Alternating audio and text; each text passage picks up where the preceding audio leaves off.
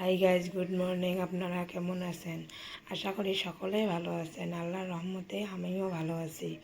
আমি একটা নতুন ভিডিও নিয়ে আবার শুরু হইলাম। আপনারা মাছ আলু সবাই চেনেন। আমি মাছ আলু দিয়ে কমলকাট মাছের ঝোল বানাবো। আপনারা সাথে থাকুন আমি কিভাবে ঝোলটা বানাই। আমি এখন মাছ আলুটা বয়েল করে নেব।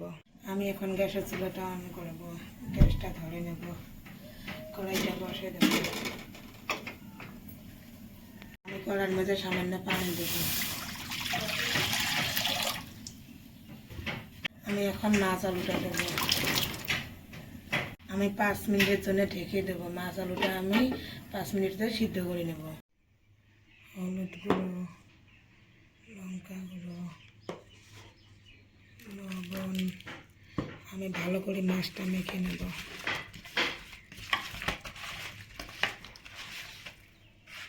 আমার 5 মিনিট হয়ে গেছে, এখন আমি ঢাকনটা উঠে নেব। আমি এখন আলুটা নামে নেব। আমি আলুটা খাঁচাতে ঢেলে নেব। আমার কড়াইটা আগে বসেছিলাম, আমার কড়াইটা হিট হয়ে গেছে। এখন আমি সরিষার তেলটা দিয়ে দেব। আমার তেলটা হিট হয়ে গেছে। আমার মাখানো মাছটা আমি ভাজি নেব।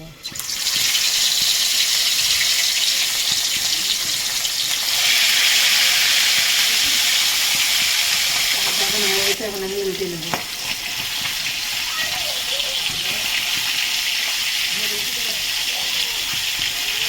আমার মাছটা ভাজানো হয়ে গেছে, এখন আমি নামিয়ে নেব।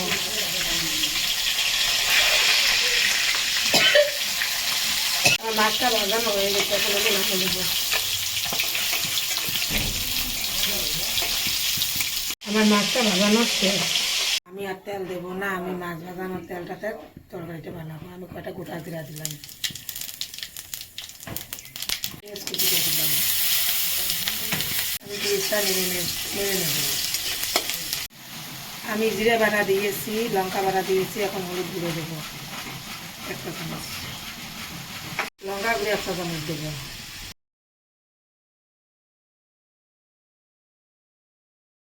আমার মশলাটা ভাজানো হয়ে গেছে, এখন আমি আলুটা দেবো। মশলাটা এইভাবে ভালো করে ভেজে নিতে হয়। এখন আমি আলুটা দেবো।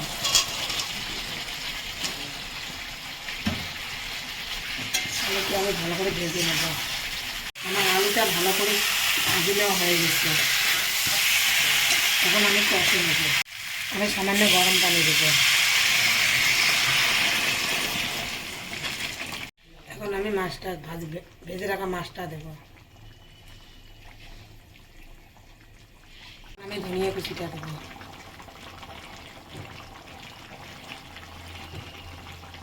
আমি 4 মিনিটের জন্য ঢেকে দেব। আমার 4 মিনিট হয়ে গেছে, এখন আমি ঢাকনটা উঠে নেব।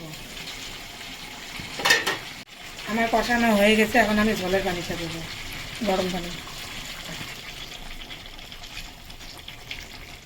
এখন আমি 5 মিনিটের জন্য ঢেকে দেবো।